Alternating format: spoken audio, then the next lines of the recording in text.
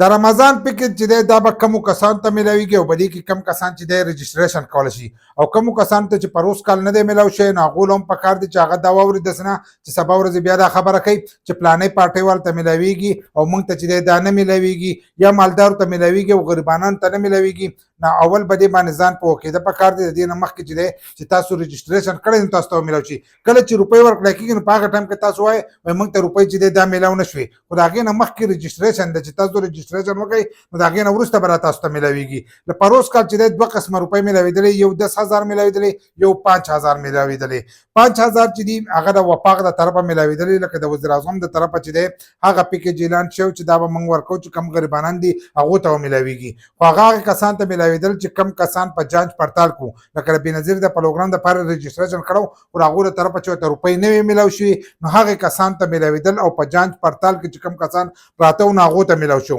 دې ځل له کېدی چې دا روپۍ سیوا کړي د هغو له طرفه دغه راغلی چې دا سیوا کړي. په روز کال چې دی 40 لاک کسانو ته دغه روپۍ ورکړي په کسانو کې هم کېدی چې اضافه راولي او دا روپۍ چې دی دا هم سیوا کړي کېدی چې 10,000 روپۍ کې کېدی د 10,000 روپو نه سیوا کړي اوس دا پته نه لګي. خو حالن سات چې دی د هغې نه دغه خبر لا نه ده راغلی خو رجسټریشن چې دی د هغې لپاره به تاسو د بېنظیر کم پروګرام ده چې په هغې کې تاسو رجسټر شوي او کومو کسانو ته د بېنظیر روپۍ نه میلاویږي نو هغې کسانو ته چې دی دا روپۍ به میلاویږي. لکه بېنظیر ته روپۍ چې کومو کسانو ته میلاویږي هغوی چې موږ ته به دا میلاو شي نو تاسو ته به دغه نه میلاویږي ځکه په روز کال چې دی جانچ پړتال کې کم کسانو نو هغې کسانو ته میلاو شو. بیا چې دی د وزیر اعلی له طرفه لکه څنګه چې د خیبر پښتونخوا وزیر اعلی دی د پنجاب وزیر اعلی دی د سیند وزیر اعلی شو دغه شان د بلوچستان شو د هغو له طرفه چې دی د امداد اعلان کېږي. په روز کال چې دی په خیبر پښتونخوا کې د 10,000 روپو چې دی وینا شوه د 10,000 روپو وینا شوه نو د هغو د بېنظیر د پروګرام سره چې دی هلته کې د هغو څه تعلق نه خو هغو دا خبره کړې چې کومو کسانو ته د بېنظیر روپۍ میلاویږي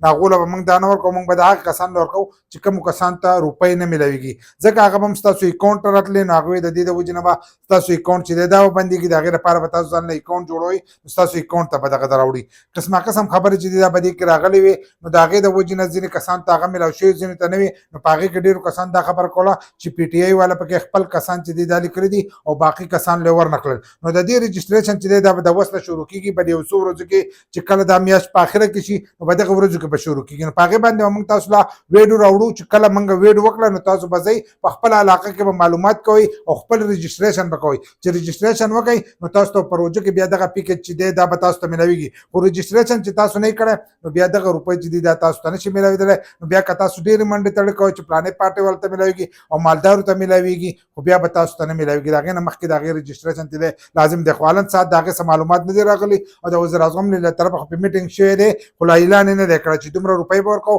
او دومره کسانو له به ورکوو. نور میټینګ په شوی دی په دې رمضان کې به هم د هغو له طرفه چې دی پیکج ورکړی کېږي.